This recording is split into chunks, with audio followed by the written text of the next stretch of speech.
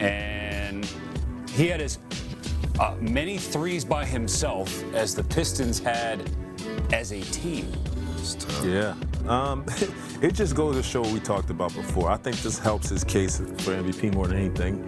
He had a lot on his shoulders. When he doesn't have a good game, this is what happens. He didn't shoot the ball well. He still assisted at a pretty high level, but he just didn't. He didn't look like the Cade we have seen, and the team suffered, which is MVP, most valuable player. So if he's playing at his value, they win this game. IT, you want to chime in? Yeah, I feel the same way. It's always tough for the Detroit Pistons when Cade doesn't play well, because that's when you question, do they have enough offensively?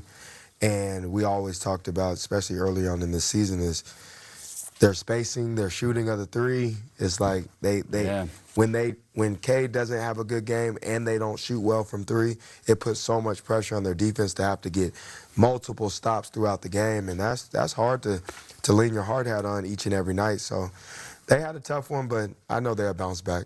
Steph Castle 16 and 11. Yep. And guarded Cade. Yeah. Wemby double-double, 12-13, also had 4 blocks. Kevin Huerter didn't play. Do we know if that was an injury or if that was coach's decision? Ooh. DNP coach's decision, Kevin Huerter. He needs space, he needs some shooting. So that is interesting. But Devin Vassell, when we were kind of talking about this game in the break before we got to the highlight reel, you're like, that's my guy. So peel the curtain back on Vassell as the teammate, the person, and the player, and why you're so happy for him having a game like this. Well, man, this is a guy one, he was my rookie in San Antonio. He's been there since then. I know it's hard to believe that, but this is a guy that's gotten better every year. Played his way to having a great big contract in San Antonio, and now is trying to fill his way back with that team. You know, he's been in and out of the lineup. He hasn't been healthy enough to play a full year. This is a guy, if he's healthy, that can really, really take them over the edge. A guy that can get in the defense. He can also assist, but knock down that mid range. You know, we have, especially when you have a person that can knock down that mid range, it makes those 3-point shooters even more important. And he was a 3-point shooter tonight. Well, he can do both. Yeah. That's the thing about it. That's what makes him important, makes him good and important for this team. He can really mix it up when you have those lulls and Wemby's not scoring, or maybe in foul trouble, or Fox or Castle aren't playing up to their capabilities. You have a guy like Devin Vassell, and also Keldon Johnson. Yeah. Keldon Johnson, who can also fill up the stat sheet. So, IT, we got to watch a little bit of this game in the green room before we came out on set for our show, and there was a lot of oohs and ahs from us in the crew watching, because you look up and you see how physical the game was and how physical Detroit specifically was playing Victor Wembanyama. So this was the exchange. So Johnson comes over, and then Duran. Yeah. So that was so between the physicality, some chippiness, the teams being as good as they are going into this matchup, as hot as they were, right? San Antonio has now won 9 in a row. This game snapped the Pistons' 5-game winning streak. I mean, this had all the elements of postseason series. Yeah. Now, obviously, these two teams couldn't be in the postseason until the NBA Finals, but it had those vibes. Yeah, it had those vibes. They know what was at stake for this game. They know the San Antonio Spurs was coming in hot.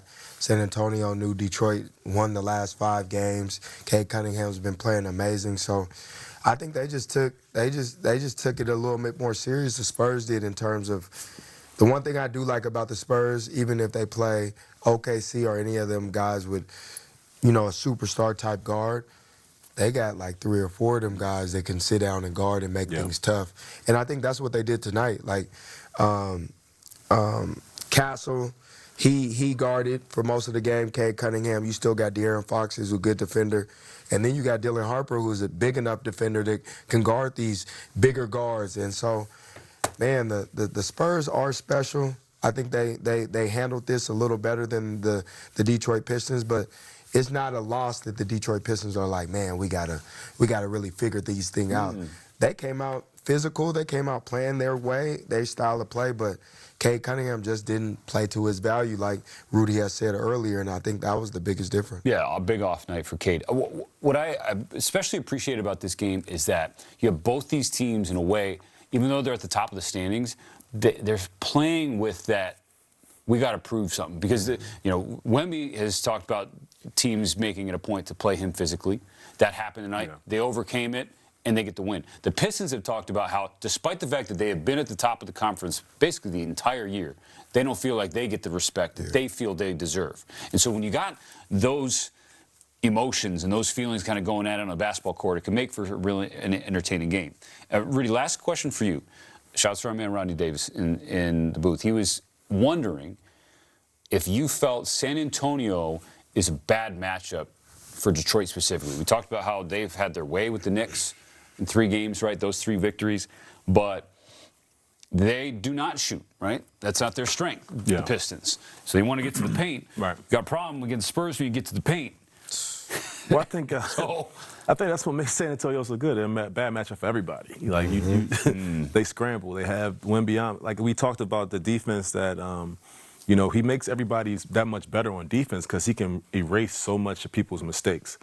And I think also we talked about Dillon Brooks a few minutes ago. I think Stephen Castle's kind of like the same person, besides the Tex and the antics as they call it. But Stephen Castle's a guy that brings the energy on defense. He always picks up the level of play. They have that guy. They have that. They have the shot blocker. They have the interchangeable people on the outside. They have the scorers. They're a new version of a complete team, I believe. Detroit, their plan was to come in and try to punk them. They did it for the most part. I mean, Wemby, he a little bit under 50%. But Asar Thompson, he went instead of like a back pick on Wemby. It was essentially like a slide tackle. That was probably their point of emphasis. Yeah, that was their point of emphasis. So the game of strategies, I think San Antonio won it. We questioned their toughness, and we questioned San Antonio's toughness, and we questioned whether Detroit can play well with Cade not having a good game. And I think out of the two, San Antonio won because they can't win without Cade having a good game. This is we talked about a pivotal stretch for both clubs, for Detroit especially. They got Oklahoma City up next, and they got Cleveland twice in the next few games.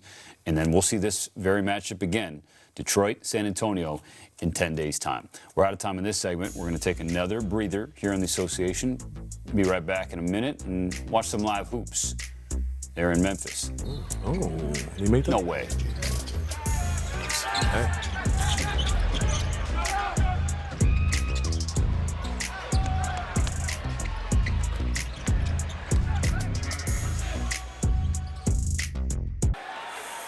You guys know what time it is. We do. Time for another version of the most electrifying segment in sports entertainment. This is Rudy's Rim Rockers. Up first, good energy. None other than Tyrese Maxey. Look, down the lane, left hand. Ooh, we know how fast he is, but look, we never see him get up top like that. But this time with the left, hey, and it's on Ant too. Yeah, and he looked at him. Too. Look at him. And he looked at bonus him. points for that. Yeah, Ant got a little late, turned it around. A little bit. Next up, we got Precious Achua. While like this one, look where he takes off from. Look, man, this is something I used to do. Like, when I didn't want to mess around with guards, like, trying to steal the ball, you just jump.